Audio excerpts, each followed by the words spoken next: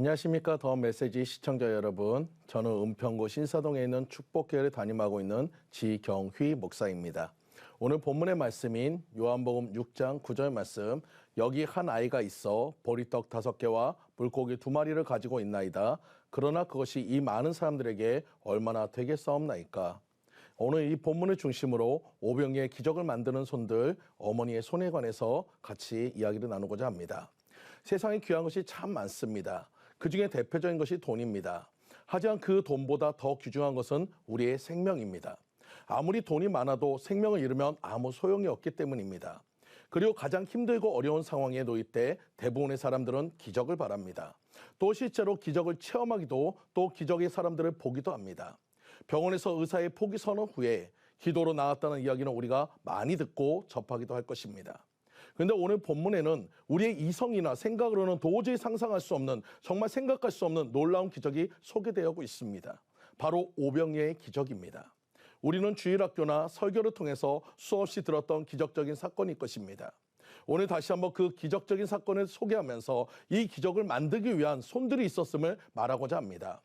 요한복음의 오병이의 사건을 같이 보며 기적의 손들이 어떻게 축복의 통로가 되는지를 살펴보고자 합니다. 흔히들 오병이라고 하면 보리떡 5개와 이어는 물고기 2마리를 상징합니다. 또 한 아이의 손에 들렸던 어린아이의 도시락인 것을 여러분 우리가 모두 다 알고 있습니다. 여러분, 아이가 먹을 도시락이었으니 그 양이나 물고기의 크기가 크지는 않았을 것입니다. 하지만 그 아이의 손에 들렸던 작은 도시락이 예수 그리스도의 손에 들렸을 때 남자만 5,000명을 먹이고도 12광주리가 넘는 놀라운 기적의 물건이 되었습니다. 이것은 우리에게 놀라운 기적의 비밀을 가르쳐주고 있습니다.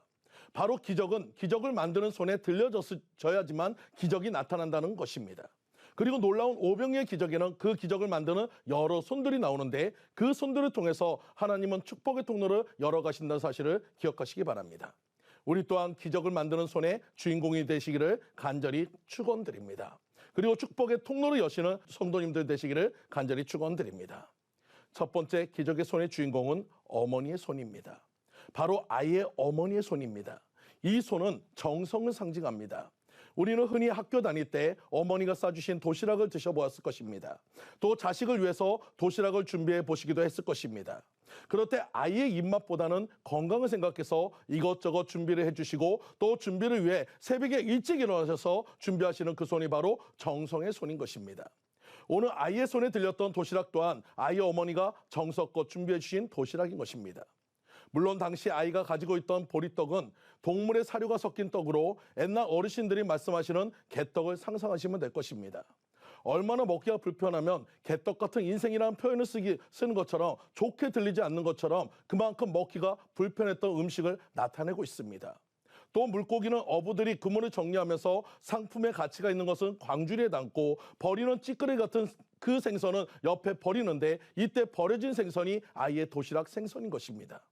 비록 이 아이의 도시락은 누구나 환영할 만한 도시락은 아니었습니다. 하지만 그 어떤 도시락보다도 가장 행복한 도시락이었습니다. 왜냐? 그 도시락을 마련하기 위해서 어머니는 최대한 아이가 먹기 편하도록 반죽을 하고 떡을 구웠을 것이며, 좋은 생선은 아니어도 아이가 맛있게 먹을 수 있도록 요리하셨을 것입니다. 그 음식은 그 어떤 최고의 음식보다 더 좋은 음식이었던 것을 믿으시기 바랍니다. 그것에는 어머니의 정성과 아이를 생각하는 사랑이 들어있기 때문에 그 음식은 최고의 음식인 것을 믿으시기 바랍니다. 마찬가지로 우리가 하나님 앞에 나아갈 때, 특히 예배 자리에 나아갈 때 우리의 마음의 자세가 어떠해야 하는 것을 가르쳐주고 있습니다. 우리는 예배 자리에 나아갈 때 아무 의미 없이 나아가서는 안 됩니다. 제가 어렸을 때 저희 어머니는 토요일 날 가장 바쁘셨습니다. 저희 아이들이 입을 옷을 정성껏 다렸고 항상 헌금도 새 돈으로 마련하시지만 없을 때는 다리미로 정성껏 다려서 준비하시고 주일을 맞으셨습니다. 마치 사랑하는 아이의 도시락을 새벽부터 준비하시던 그 정성처럼 우리가 드려야 할 예배를 위한 준비에 정성을 다해야 한다는 것입니다. 또 하나님 앞에 진실의 마음으로 나아가는 우리의 자세가 준비되어져야 합니다.